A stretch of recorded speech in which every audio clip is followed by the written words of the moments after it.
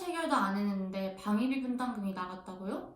그렇습니다. 지난 연말 한겨레 기사가 나왔는데요. 한미 간 아무 협정도 체결되지 않았지만 지난해 방위비 분담금 1조 389억 원의 73%에 해당하는 금액이 주한미군에 지원되는 것이다. 여러분, 뭔가 이상하죠? 아니, 방위비 분담금이라고 하면 이 한미가 협상을 해서 1년 동안 한국이 주한미군 주둔 경비를 얼마를 부담하겠다라는 이제 협정을 체결하고 나서 국회 비준 동의를 받고 그리고 예산을 책정해서 예산을 집행할 수 있는 것인데 말입니다. 방위비 분담 협정이 미체결 상태에서 한 해에 이 방위비 분담 예산을 거의 다 집행해버린 것인데, 아니 그렇다면 협정이 왜 굳이 필요합니까? 그리고 또 헌법에 따르면 국민에게 부담을 지우는 국가 간 조약은 국회의 비준 동의를 받아야 합니다. 이렇게 할 거면 왜 이런 조항이 필요한가 묻지 않을 수가 없습니다. 법치국가에서 있을 수는 없는 사상 초유의 일이 벌어진 것입니다. 이런 심각한 문제가 그런데 잘 알려지고 있지가 않아요. 그래서 제가 이 문제를 다뤄보고자 합니다. 국방부는 2020년 및 2021년 방위비 분담 예산 편성의 근거를 예산 편성 및 기금 운용 계획안 작성 세부 지침을 따랐고 2020년 방위비 분담 예산 집행은 10차 특별협정 7조를 따랐다고 주장을 합니다. 근데 과연 이 말이 맞는 걸까요? 예산 편성 및 기금 운용 계획안 작성 세부 지침은 이렇게 내용이 나와 있습니다.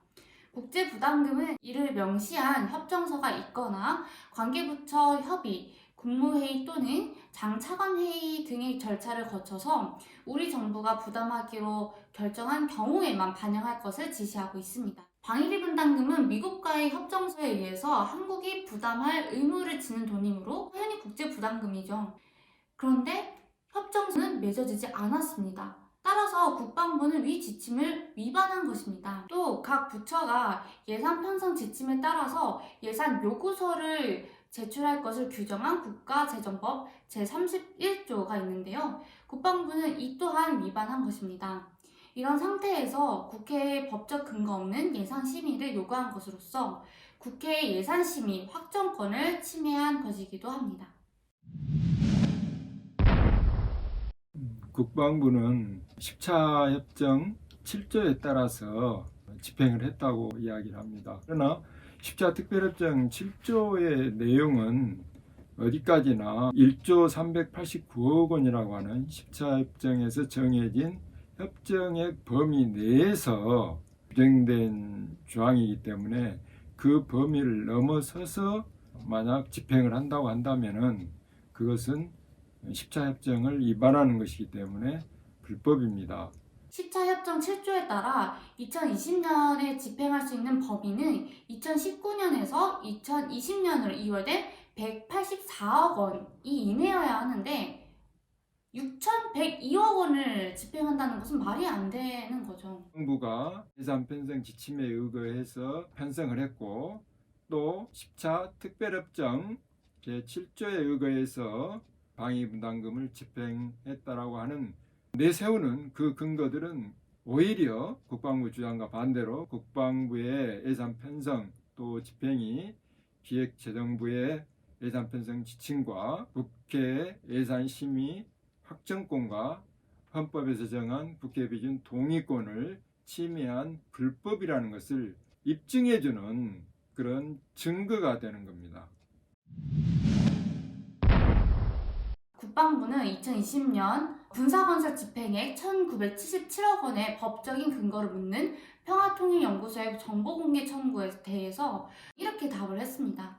과거 한미가 한미 방위비 분담 특별협정을 통해 지급을 약속한 현물 군사건설 사업의 미집행 현물 지원분 등을 동협정 7조에 따라 집행하고 있는 것이라고 답변을 했습니다.